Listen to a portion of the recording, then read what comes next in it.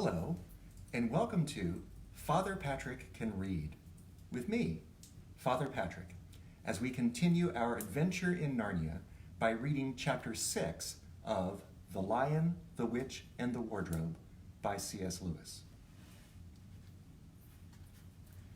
Chapter 6, Into the Forest. "I wish the MacCready would hurry up and take all these people away," said Susan presently. "I'm getting horribly cramped." "And what a filthy smell of camphor," said Edmund. "I expect the pockets of these coats are full of it," said Susan, "to keep away moths." "There's something sticking into my back," said Peter. "And isn't it cold?" said Susan. "Now that you mention it, it is cold," said Peter. "And hang it all, it's wet too. What's the matter with this place? I'm sitting on something wet. It's getting wetter every minute." He struggled to his feet. "Let's get out," said Edmund. "They've gone." "Oh," said Susan suddenly. And everyone asked her what was the matter. "I'm sitting against a tree," said Susan. "And look, it's getting lighter. Over there." "By Jove, you're right," said Peter. "And look there, and there. It's trees all round. And this wet stuff is snow. Why, I do believe we've got into Lucy's wood after all." And now there was no mistaking it, and all four children stood blinking in the daylight of a winter day. Behind them were coats hanging on pegs. In front of them were snow-covered trees.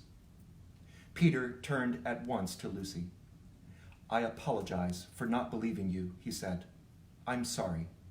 Will you shake hands?" "Of course," said Lucy, and did. "And now," said Susan, "what do we do next?" "Do?" said Peter. "Why, go and explore the wood, of course." "Ugh," said Susan, stamping her feet. "It's pretty cold. What about putting on some of these coats?" "They're not ours," said Peter doubtfully. "I am sure nobody would mind," said Susan. "It isn't as if we wanted to take them out of the house. We shan't take them even out of the wardrobe." "I never thought of that, Sue," said Peter. "Of course, now you put it that way, I see. No one could say you had bagged a coat as long as you leave it in the wardrobe where you found it. And I suppose this whole country is in the wardrobe." They immediately carried out Susan's very sensible plan. The coats were rather too big for them, so that they came down to their heels and looked more like royal robes than coats when they had put them on. But they all felt a good deal warmer, and each thought the others looked better in their new get-up and more suitable to the landscape. "We can pretend we are Arctic explorers," said Lucy. "This is going to be exciting enough without any pretending," said Peter, as he began leading the way forward into the forest. There were heavy, darkish clouds overhead, and it looked as if there might be more snow before night. "I say," began Edmund presently, "oughtn't we to be bearing a bit more to the left? That is, if we are aiming for the lamppost?" He had forgotten for the moment that he must pretend never to have been in the wood before. The moment the words were out of his mouth, he realized that he had given himself away. Everyone stopped. Everyone stared at him. Peter whistled. "So you really were here," he said. "That time Lou said she'd met you in here. And you made out she was telling lies." There was a dead silence. "Well, of all the poisonous little beasts," said Peter, and shrugged his shoulders and said no more. There seemed indeed no more to say, and presently the four resumed their journey. But Edmund was saying to himself, "I'll pay you all out for this, you pack of stuck-up, self-satisfied prigs." "Where are we going, anyway?" said Susan, chiefly for the sake of changing the subject. "I think Lou ought to be the leader," said Peter. "Goodness knows she deserves it. Where will you take us, Lou?" "What about going to see Mr. Tumnus?" said Lucy. "He's the nice faun I told you about." Everyone agreed to this, and off they went, walking briskly and stamping their feet. Lucy proved a good leader. At first she wondered whether she would be able to find the way, but she recognized an odd-looking tree in one place and a stump in another, and brought them on to where the ground became uneven, and into the little valley, and at last to the very door of Mr. Tumnus's cave. But there a terrible surprise awaited them. The door had been wrenched off its hinges and broken to bits. Inside, the cave was dark and cold and had the damp feel and smell of a place that had not been lived in for several days. Snow had drifted in from the doorway and was heaped on the floor, mixed with something black, which turned out to be the charred sticks and ashes from the fire. Someone had apparently flung it about the room and then stamped it out. The crockery lay smashed on the floor, and the picture of the fawn's father had been slashed into shreds with a knife. "This is a pretty good washout," said Edmund. "Not much good coming here." "What's this?" said Peter, stooping down. He had just noticed a piece of paper which had been nailed through the carpet to the floor. "Is there anything written on it?" asked Susan. "Yes, I think there is," answered Peter, "but I can't read it in this light. Let's go out into the open air." They all went out in the daylight and crowded round Peter as he read out the following words.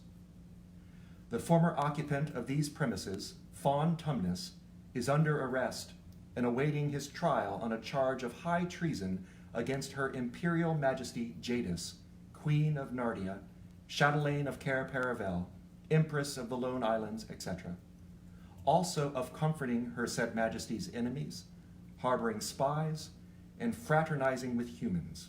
Signed, Fenris Ulf, Captain of the Secret Police.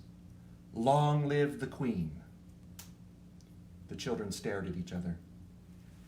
"I don't know that I'm going to like this place after all," said Susan. "Who is this queen, Lou?" said Peter. "Do you know anything about her?" "She isn't a real queen at all," answered Lucy. "She's a horrible witch, the White Witch.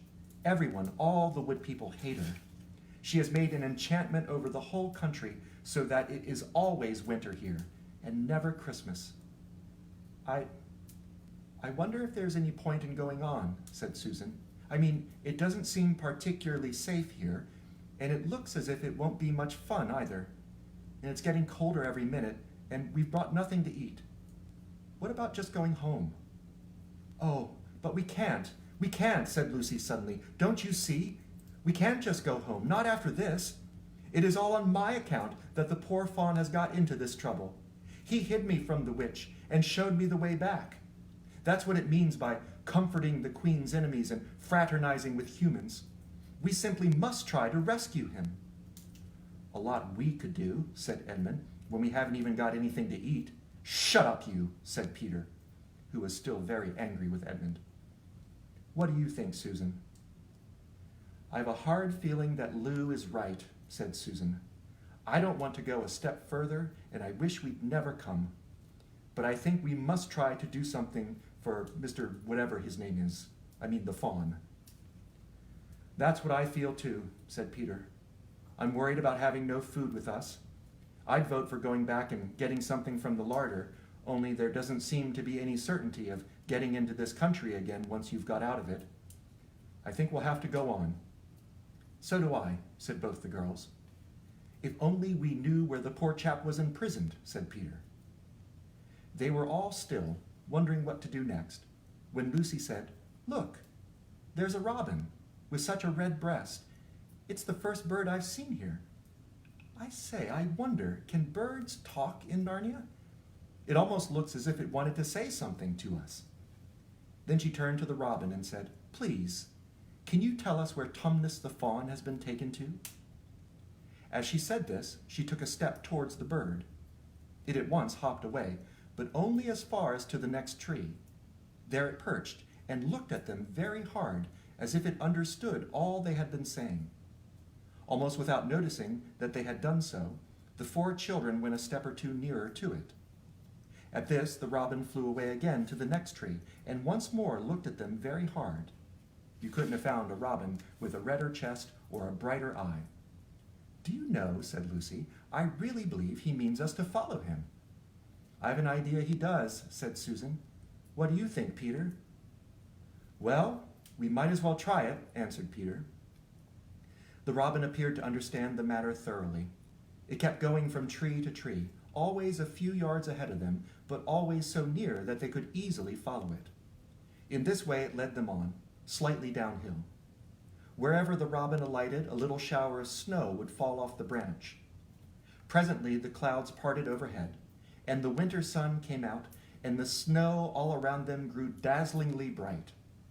They had been traveling in this way for about half an hour, with the two girls in front, when Edmund said to Peter, "If you're not still too high and mighty to talk to me, I've something to say which you'd better listen to." "What is it?" asked Peter. "Hush, not so loud," said Edmund. "There's no good frightening the girls. But have you realized what we're doing?" "What?" said Peter, lowering his voice to a whisper.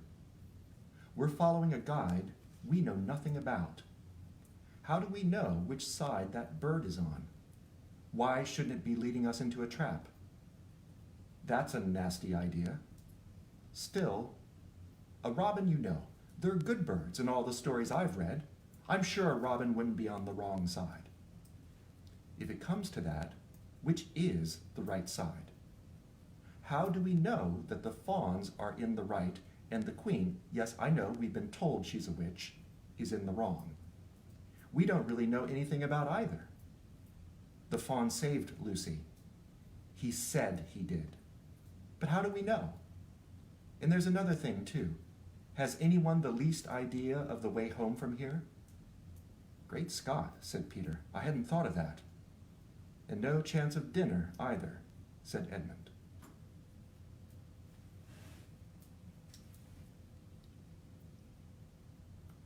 Well, I hope you will join tomorrow at noon for Father Patrick Can Read, with me, Father Patrick, as we continue our adventure in Narnia by reading Chapter 7 of The Lion, the Witch, and the Wardrobe by C.S. Lewis. Until then, goodbye.